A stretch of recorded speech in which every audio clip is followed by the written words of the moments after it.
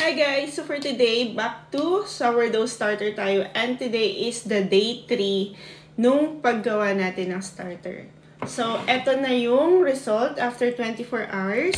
So, mapapansin nyo, meron na siyang nabuong water dito. Parang ang tawag niya, nakalimutan ko yung term, pero okay lang yan yung ganyan. So, nasa stage yan talaga nung pag-develop ng starter natin. And this time, medyo maasim na to. Iba na yung amoy niya. Maasim na siya. So, ayan. So, ang gagawin natin, kung mapapansin nyo, ayan siya, guys. Ayan. Ayan, may tubig-tubig na siya. Parang napanis na siya, guys. Ayan. So, this time, haluin lang natin. That's okay. Part yan ng sourdough. So, haluin na natin. Ayan. So, eto, super runny na siya. Ayan, oh. Ayan na yung consistency niya.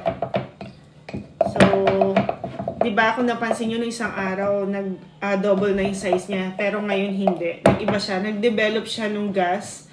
Parang gas ang tawag nila doon. Nakalimutan ko lang yung term eh. So, ayun. Eto na siya. Runny na siya. And medyo smelly na talaga yung amoy niya. But anyway, so eto ulit yung panibagong jar natin. So, make it 0 lang natin siya.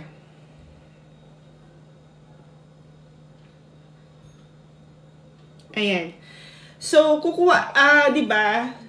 Yesterday, yung second day natin, meron tayong 50 grams starter and 50 grams na water and 50 grams na flour. So, ganun yung naging measurement natin. So, total, 150 grams na itong naman nito. Pero, ang kukunin lang ulit natin dito is yung 50 grams. So, yun. Magiging 1:1 pa rin ang measurement, 1:1:1. So, 50 grams starter, 50 grams water, and 50 grams na flour. So, eto siya. Ibuhos na natin 50 grams.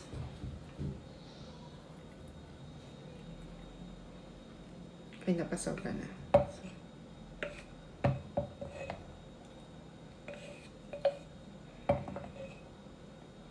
Ayan, 50 grams. So, ito, itatapon na natin to. Ang tawag dito is discard. I-discard na natin to. So, tapon na tong natira. So, yung 100 grams tapon. So, ganun talaga, guys.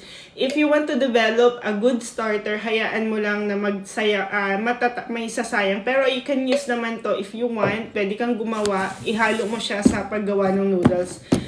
That's okay. Kung ayaw mong masayangan. Pero, ayun nga. Ako, discard na muna natin. Anyway, so ito na yung 50 grams natin na starter. This is our day 3. Ayan. So, dagdag tayo ng additional 50 grams na flour. So, magiging 100 na to.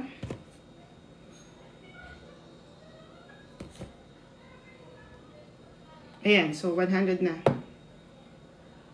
And then, additional na 50 grams na water.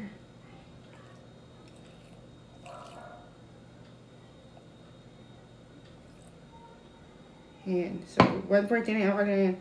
Para makapasobra pa. Anyway, so ayan. 150 na lahat itong measurement natin. So, ito na yung third day natin. So, mix well lang natin.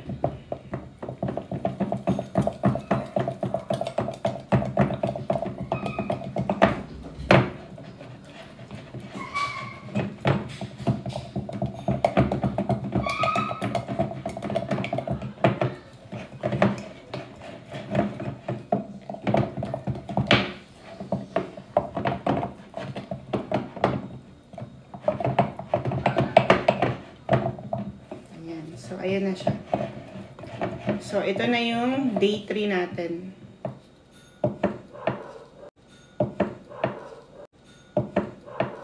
$150 grams. Actually, pwede mong gamitin lahat to. So, gawan mo lang 150 grams nito, 150 grams na flour, and additional 150 grams water. Kaya lang, hindi ko gagawin yun. Kasi, if you do that, nag-ano siya exponentially, di ba?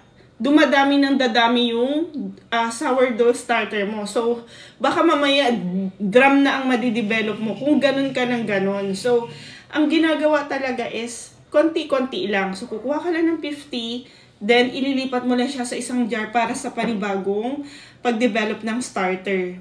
So, ito, itatapon mo na lang. Pwede naman yun. Pwede mo rin siyang gamitin ulit. Kaya lang kasi sabi ko nga, dadami ng dadami to. Kung gagawin ko ganun. Kung ganun ang gagawin natin, yung gamitin ko na lang to, 150, and then 150 ulit yung ilalagay ko. So, if ito ang gagamitin ko lahat, yun nga, ang sabi ko, magiging 450 grams. 'Di ba? And the other day, kung ganun na naman, 450 grams, so dadagdagan ko ulit siya ng 450 grams na flour and 450 grams na water. So, ang dami-dami na niya, guys, kung ganun ang gagawin natin. So, for me, enough na to. Ayan. Kasi, if I want na mas dumami yung yung starter ko, yung pinaka-last na na-develop na yung starter ko, pwede na lang akong kumuha doon ng paunti-unti. So, ganun. Ituturo ko sa inyo once na nagawa natin yun. Nagawa na, na-develop na ng maganda yung sourdough natin. Okay? So, wala ako ng tissue. Punasan natin ulit to. Yung ibabaw. Kasi didikit yung pinaka-cover natin. So, yun. Yun nga, sabi ko, pwede nyo gamitin to, wala pong problema. Kung meron kayong malaking jar, yung sobrang laki ng jar, pwede nyo naman gamitin lahat to. So, yung 150 starter mo, lagyan mo ng 150 flour, 150 na water, total, magkakaroon ka ng 450 overall na starter. So, yun. Pero yun nga, as mentioned, maliit lang yung jar ko, so konti lang yung kailangan kong ilagay. Kasi there are times na pag maganda na talaga yung pagkakadevelop ng starter mo, itong nakikita nyo na level nito, pwede yung umapaw.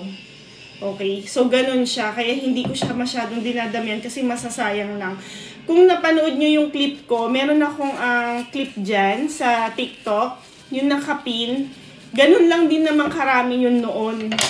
After 12 hours lang yun, umapaw na siya ng umapaw. So, ganun siya pagka sobrang ganda na nung starter mo.